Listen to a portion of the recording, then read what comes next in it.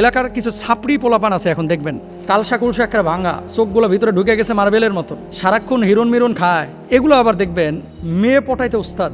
এলাকার যেগুলো সম্ভ্রান্ত মেয়ে, এরা কেমনে যেন এই কালসা ভাঙা পোলাপান এগুলো পটায় ফেলায়। কিন্তু যেটা মেডিকেলে পড়ে, যেটা ডাক্তার, যেটা ইঞ্জিনিয়ার, এরা আবার মেয়ে টেয়ে নিয়ে এতটা ভাবে না। অনেকে এদের কপালে একটু কালো অথবা একটু মোটা মেয়ে আসে, কিন্তু দিনদার হলে এদের পরিবারগুলো সুখের একটা মাধ্যম হয়ে দাঁড়ায়। কালসা ভাঙা হলেই বা চেহারা সুরত খারাপ হলেই সুন্দর পরিবার গড়া সম্ভব হবে না, ব্যাপারটা এরকম না। আমাদের মূল সমস্যাটা হচ্ছে ছেলে এবং মেয়ে দেখার ক্ষেত্রে প্রথমত আমরা দেখি ছেলে করে কি আর মেয়ে করে কি। আরেকটা জিনিস আমরা প্রায়োরিটি দিই, সেটা হচ্ছে চেহারা। এই যে যারাই শুধুমাত্র টাকা আর চেহারা দেখে বিয়ে করছে, এই প্রত্যেকটা ধরা খায়, প্রত্যেকটা।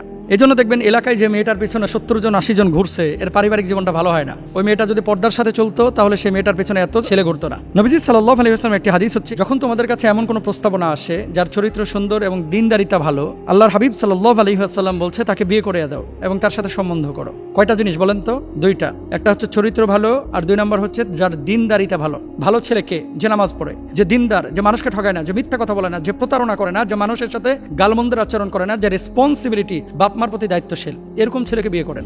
এখন আপনারা শুধু দেখছেন ডাক্তার, শুধু দেখছেন ইঞ্জিনিয়ার, দেখছেন বিশাল পয়সাওয়ালা চেয়ারম্যান সাহেবের ছেলে। টাকা দিয়ে সুখী হওয়া যায় না।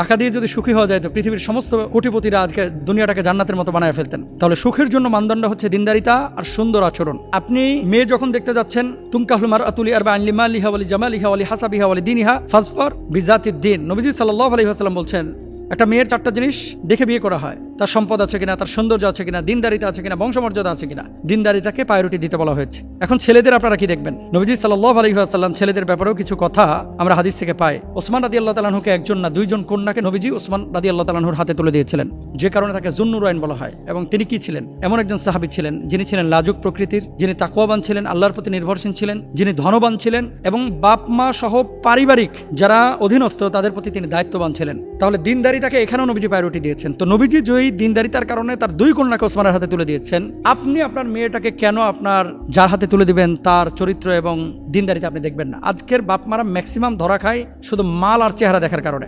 মাল আর চেহারা দেখে সুখী হওয়া যায় না। সুখী হতে দিন লাগে, সুন্দর চরিত্র লাগে, তাকওয়া লাগে, আল্লাহ ভীরুতা লাগে, রেসপন্সিবিলিটি, দায়িত্ববোধ লাগে। এরপরে আপনি চেহারা স্রোত দেখবেন, অবশ্যই দেখবেন, দেখবেন না কেন? আল্লাহ তাআলা আমাদের বোঝার তৌফিক দান করুন। আমি দোয়া করব যারা নতুন বউ খুঁজতেছেন, যারা জামাই খুঁজতেছেন, আল্লাহ যেন আপনাদের ভালো জামাই এবং বউয়ের ব্যবস্থা করে দেন, স্ত্রীর